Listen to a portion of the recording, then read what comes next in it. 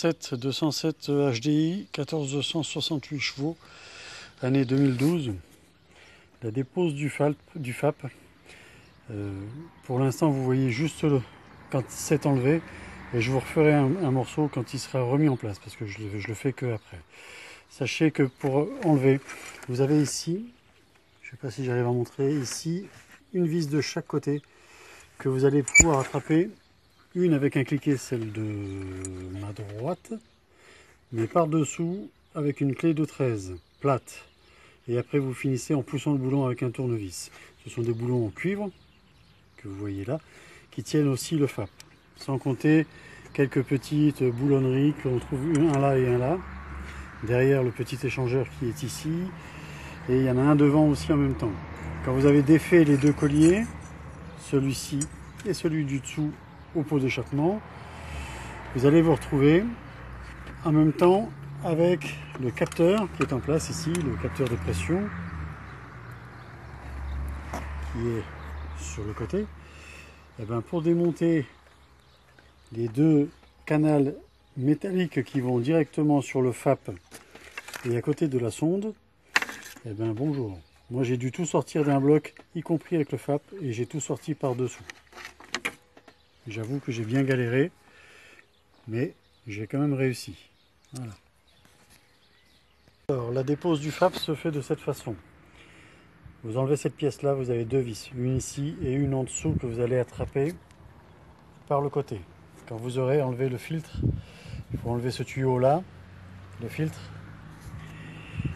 Avec une clé plate, vous enlevez la petite vis que vous trouvez là, ici. Depuis là, vous allez pouvoir pousser la durite. Ici, là il n'y est pas, mais normalement vous avez le capteur de gaz, de pression de gaz, qui est ici. Avec les deux tuyaux métalliques qui viennent se brancher. Un à mi-chemin avec la sonde et un en dessous. Une fois que vous avez fait ça, vous allez débrancher la sonde qui est ici. Et le tuyau, les deux tuyaux métalliques, là, moi j'ai pas réussi à les débrancher. J'ai dû descendre le FAP complet avec le capteur et les deux tuyaux que j'ai descendus par-dessous.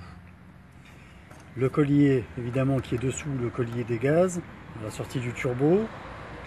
Et je ne sais plus si j'ai dit, vous avez deux petites vis dessous là qui vous permettent d'enlever la tôle qui est ici.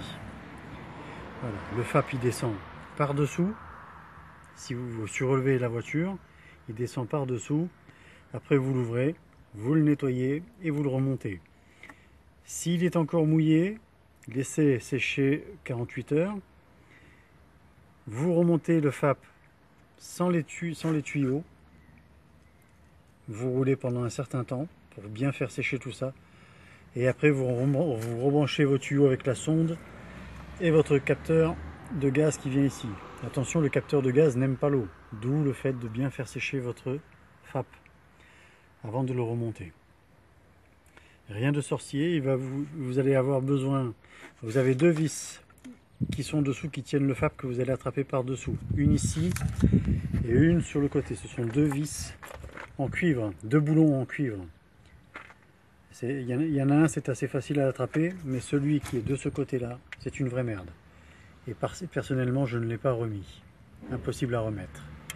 Je l'ai démonté avec une clé plate par en dessous, de 13, et j'ai fini en le poussant avec un tournevis jusqu'au bout.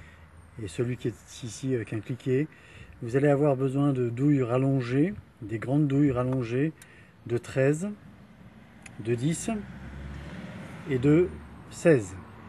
Pour les colliers, 16 pour les colliers ici, les colliers en haut et en bas d'échappement, 13 pour les deux boulons en cuivre qui tiennent le FAP de support, et le 10, je ne sais plus pourquoi, mais enfin il me fallait aussi une clé de 10 avec une douille un peu rallongée, mais bon, on y arrive sans trop de problèmes. Voilà, rien de très compliqué. Voilà, c'est tout. Le nettoyage du FAP s'est fait avec du nettoyant moteur et du nettoyant pour les barbecues, pour les graisses de barbecue. Attention, quand vous allez nettoyer votre FAP, il y en a partout, ça tâche, c'est une vraie saloperie. Et prévoyez de faire ça dans un endroit où vous ne serez pas... faites pas ça sur votre gazon ou pas ça sur votre parquet, votre dallage de maison. Faites ça dans un endroit où il n'y a pas de risque de salissure. Parce que ça part pas et c'est une vraie cochonnerie. Allez, bon courage à tous.